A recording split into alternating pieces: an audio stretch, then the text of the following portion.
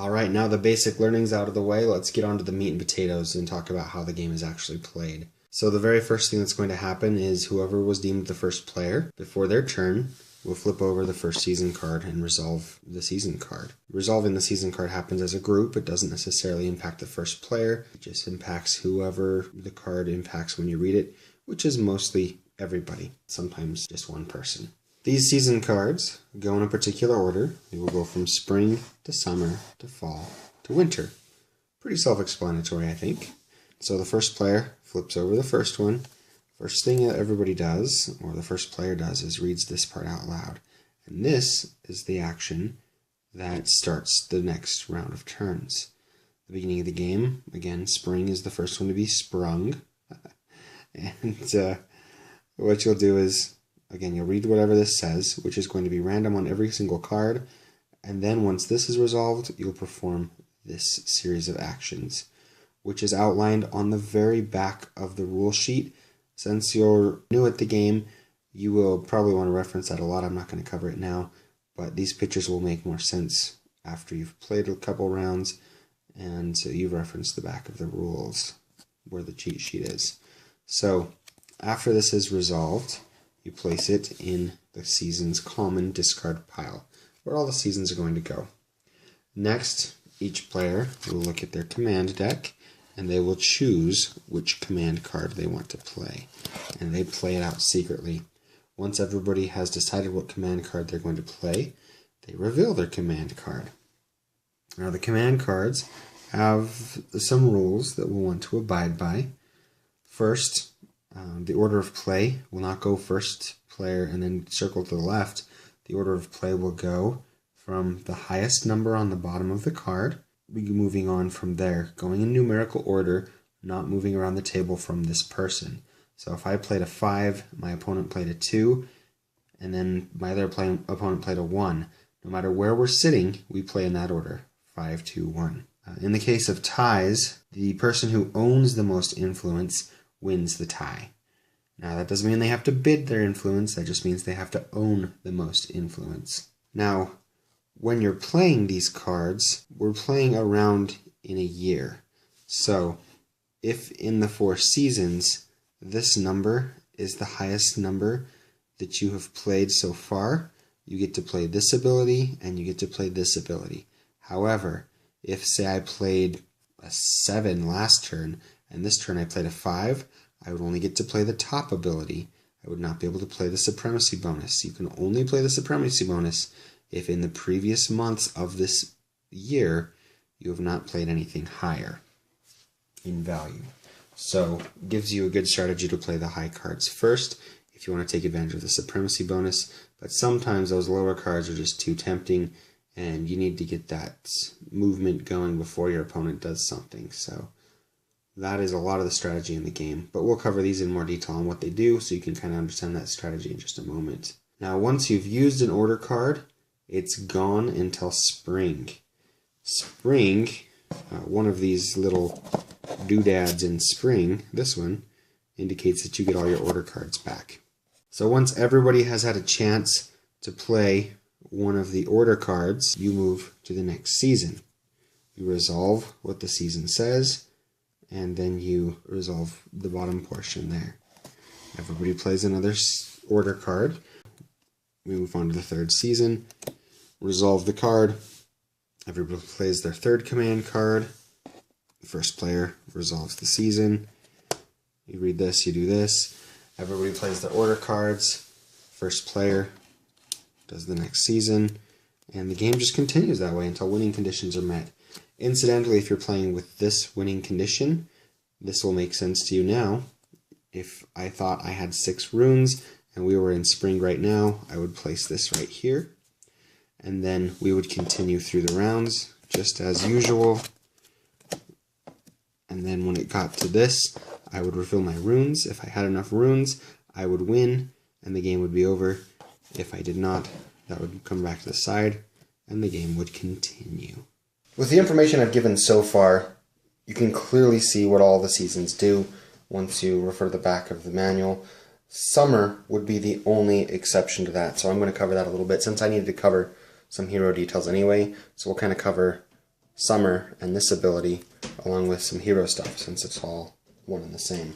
So in the summer, the heroes that you control, each hero may either heal all damage that's on it, or train, or move. After moving, you would resolve any quests or duels that happen. The heroes can move 2 squares in this summer phase, remembering again that they can ignore enemy units and neutral units. The only thing that they really have to pay attention to is opposing heroes. So this hero could in fact move here if they wanted to, if this was a quest they were after. Or if their quest was over here and they were going that way, they could just move there and start a duel. Now when starting a duel, the attacking hero gets to decide the defending hero in the case where there are 2 or more heroes that you're attacking. We'll get to that in a minute when we talk about the duel. Let's talk about training first, or better yet, talk about the hero card. So this is a standard hero card. This indicates that they use the circle icon on the fate cards when you're determining what they do. When you're dueling, that's where you're going to look. Next is the hero's health. That's how much damage they can withstand before they die. Here is a special ability that the hero may have. Of course, this indicates what alignment they are. This indicates, or reminds you rather, that if you don't have any weapons or anything equipped, and you draw this symbol on a fate card, such as on this fate card, the circle spot is one of those symbols, it deals 1 damage or performs an action based on an item or a weapon that you have equipped. And then finally we have the skills here: strength, wisdom, and I think dexterity. It's the other one. If you're looking and there's no dexterity, but there's a strength and a wisdom, then that's whatever the other one is. And that's when you're testing for something. Say you're testing your strength. In this case, this hero could pull 3 fate cards. And I guess when you're testing, you always look at this, not the circular ability. So you'd pull 3 cards, and you'd look at this to see what result you get to choose out of the 3 cards. If you're testing your dexterity, we'll call it, then you only get to draw 2. Here's where training comes into play. When you train your character, if you choose to do that instead of move or heal, you get to look at these little indicators here, and you'll be able to increase either 2 stats by 1, or you'll be able to increase 1 stat by 2. And just keep these next to your hero card to indicate what you've trained, and you'll want to train based on what quests you have in your hand, because you'll have these, you'll know what you're going after. This one says test wisdom. I know I'm going to want to get a lot of good wisdom cards in order to get what I want from the quest, so I'll want to increase my wisdom, or whatever I'm going after.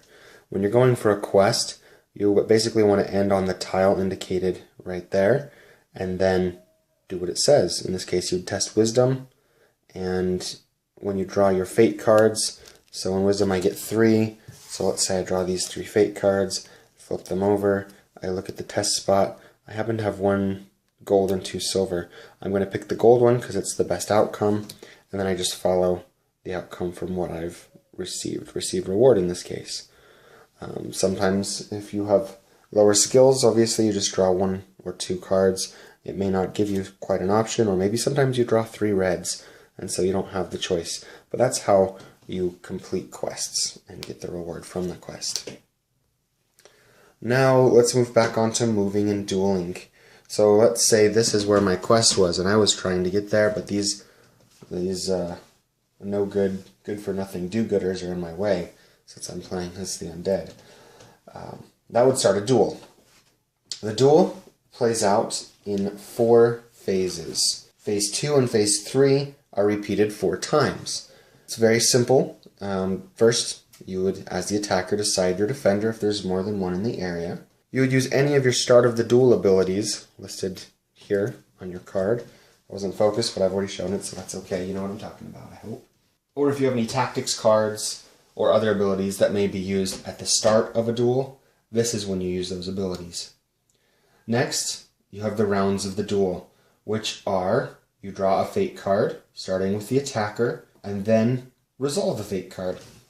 When you're drawing the fate cards, again, you're looking in the circular area, and there are several different results. So if you get, for instance, the rout, you do not rout your opponent in this case. That means you can avoid damage, as much damage as in the flag. In this case, it happens to be 1. Sometimes you'll see 2. So where the regular rules when you're in a battle means you would rout 1 unit if you see that. When dealing with heroes, you avoid 1 damage when you see that. You do not rout the opponent. If you see this, you get to utilize any weapons you may have that have that symbol, or you can use that to deal 1 damage to your opponent. If you see this, it does as much damage to your opponent as in the little blood marker. 1, 2, 3, whatever it may be. This means nothing happens and you were not successful in your attack. So essentially, you each play 1 card, deal the damage or whatever simultaneously, and then you repeat that 3 more times for a total of 4 times of resolving fate cards. The resolution determines, well, if everybody's still alive and standing, then you both stay there. Nobody retreats in a hero battle or a duel. All damage remains on the hero, unless the hero was defeated, of course. In the case where the hero is defeated, then you will take 2 of these with a matching number, place 1 of them in the area where the hero is defeated, and 1 of them on their pile of loot.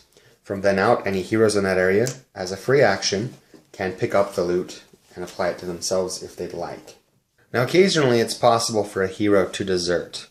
The way that works is sometimes there's a tactics card that will cause heroes to desert, or there's particular seasons where if a hero does not match your alignment, again referring to this and comparing that to what you have on your board, down in the lower corner here, then they may leave you.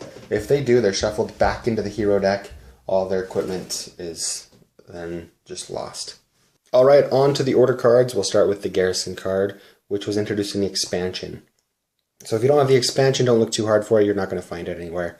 I know I already covered the order cards and how you get to move lowest to highest, and when playing, if it's the highest number you've played all year in the current year, then you get to play the supremacy bonus. That number's right here. So for instance, if I played this any season except spring, it would not be the supremacy bonus because anything I played before it would be higher than 0. Whereas Fortify, the 8, I can play in any season and it would be the supremacy bonus. However, if I play this in spring, I don't get a supremacy bonus on any of the other cards because they're all lower numbers. So again, I hope that clarifies that supremacy bonus because it's kind of crucial in the game. So a little extra coverage isn't too painful, I hope. So the way this works, the Garrison card specifically, is when you play the Garrison card, when you're defending in battle, this season, you gain 2 strength. So you're going to want to play this card when you suspect that your opponent is going to be attacking you that specific season, and you'll get that 2 strength to help you out. Now, if they don't attack you, you just played this for nothing unless you got the supremacy bonus, in which case it lets you recruit 2 triangular units. That means you look at all of your units. If it has a triangular base, you can recruit 2 of them. It does not matter at all whatsoever what your resource dial says. You can recruit any 2 units with a triangle base, no matter what resources you can normally pull. Now moving on to the activations that come in the base game, numbers 1 through 8. Starting with Strategize, number 1. Now, as a base move, you can move any of your units and heroes to adjacent friendly or empty areas. You do not activate the areas. So this follows the standard basic rules. You are not able to start any conflicts in this, whether it be a fight or diplomacy, and you cannot move out of an area that's been activated as per the standard movement rules. So let's say my hero's right here, my units are there. The hero could move here because, as you recall, these do not impact the hero. So it's not considered moving into an area that would start a conflict unless there was an enemy hero there. These guys would not be able to move in any of those locations because there are neutral units all around. They could, however, move into here as long as I follow the basic movement rules. I don't move more than 8 in, yada yada yada, and again, with this special movement, it can only be one action away that you do not activate, so therefore you could move as many as you'd like. Meaning, if I had, say, more guys around there and there, then I'd be able to move these guys here, I'd be able to move these guys here, and these guys here, and it doesn't matter because I'm not activating an area and following any guidelines like that. Now, if I had the supremacy bonus on this, I would draw a tactics card as allowed by whatever resources I'm at right now, which if this was where I was sitting, I would only be able to draw one tactics card because, as you can see beneath my dials, I only have one tactics card available. Moving onward and upward to the mobilize command. In this one, you activate an area and move any of your units to it from up to 2 areas away. 3 areas away for fast units. For instance, if this little dog was one of your favorites, or friendlies, excuse me, and he was in here with you, so he's considered allied, he has the fast trait. So he would be able to move if you were to activate this area, which also has this dog in it. It's kind of off camera, but if you were to move into this area, these 2 could move into there for sure. These 2 could move into there because it's 2 away, and for a better example, let's say the wolf is there. He would still be able to move in there because he has the fast trait. Now, let's use an example more on camera. Let's say that I want to activate this area, and then I can move units up to 2 away as long as they don't start a conflict. So they couldn't move through here to get here because that's starting a conflict. It's blocked. They could, however, move through here to get there, and then I could move from here into there, and so on and so forth, and I can move as many units that are able to move into the activated area that I activated via clear lines that again follow the standard movement rules that were covered earlier. Now if I have the supremacy bonus on this, then I can activate a second area and do this again. Now this comes at a separate price. This, if I do have that supremacy bonus, let's just reset things a little and say that I look like that. I've activated this area because I wanted to move some of these guys down in. Well, no, let's scratch that. Let's say I activated this area, and let's pretend like that is an enemy unit. That's not a neutral, that just represents an enemy unit. And then these are neutral guys, and I want to move some of my guys into here, and then some of my guys into here. So I'll activate both of those areas because it's my supremacy bonus. I can do this twice. Again, only if this is your supremacy bonus can you do this twice, and only if it doesn't start 2 conflicts. So essentially what I would do is I would fight these guys, and we would go through that battle, conflict resolved. Here, you would think I can't do it because it's another conflict. However, if I am successful in diplomacy, then I will be able to move in and be happy there with them, and they will become allied with me, as long as I'm sharing the space with them. So it wouldn't be considered a conflict. So essentially, as long as I don't get any of those red buggers, I'm good to go. If I get a red bugger, rather than fighting, I would have to retreat. As per the regular retreat rules, if I had nowhere to retreat to, then I would be SOL. My guys would flank as I did retreat, and all of that as per the regular retreating rules that I've already covered. So now we move on to number 3. Number 3 is the Conquer, and it's basically same as number 2, but with a supremacy bonus that gives you an advantage when you're taking an enemy stronghold. So this one is good for movement if you need a quick movement, but if you're using the supremacy bonus with it, it can be powerful for attacking when you're attacking into an area with an enemy's command zone, I guess. Number 4, the Harvest. The Harvest, the basic, is that you reset all your resource tiles based on the areas you control.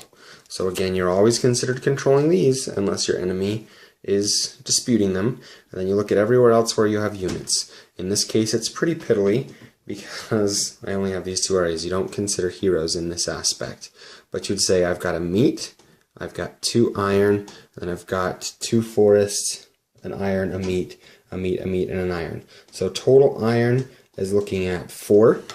So then I would take my resource tile where the iron is, I would increase that to 4. And then I would take my lumber, and I've got 2 lumber here, and that's it. So then I would move my lumber would remain neutral at 2.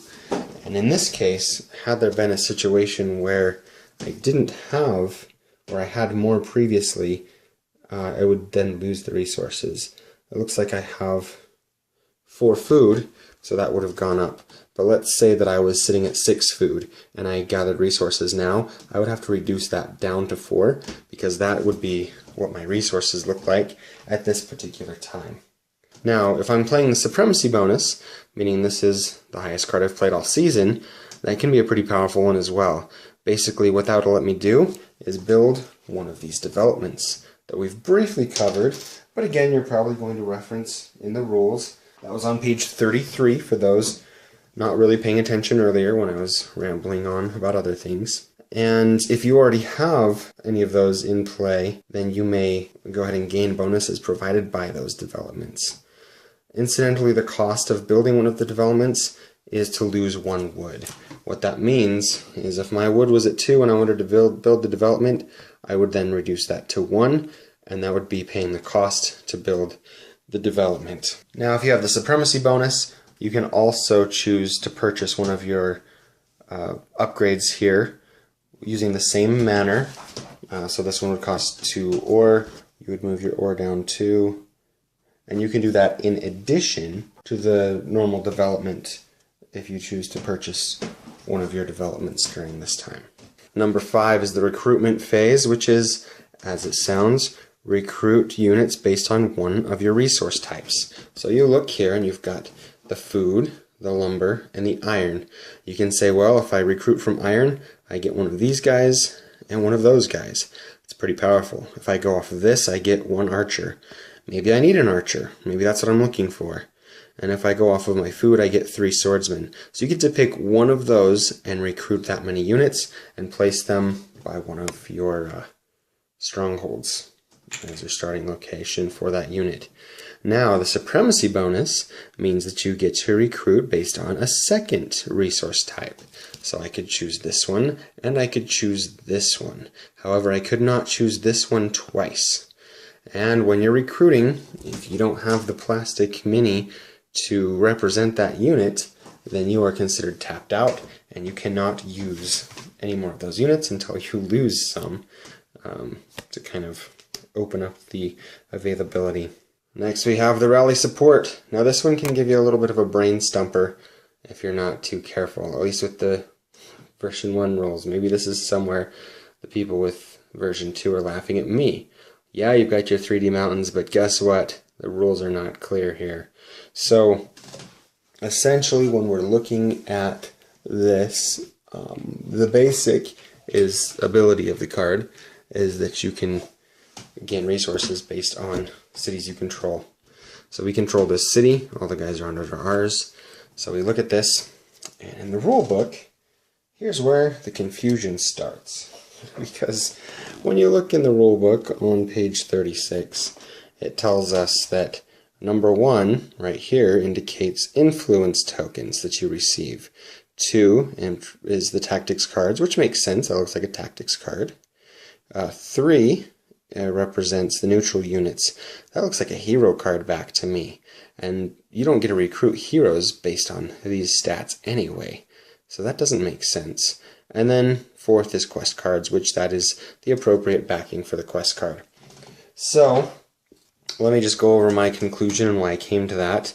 Clearly, a white colored circle, while the neutral units are white, some of them have a circular base, such as these wizards.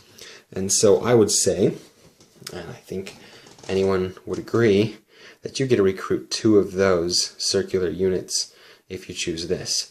Another reason I come to that conclusion is looking at this competing card here, or city. It's got a 1 with a rectangle, and as we can see, some of them have rectangular bases. So bear with me.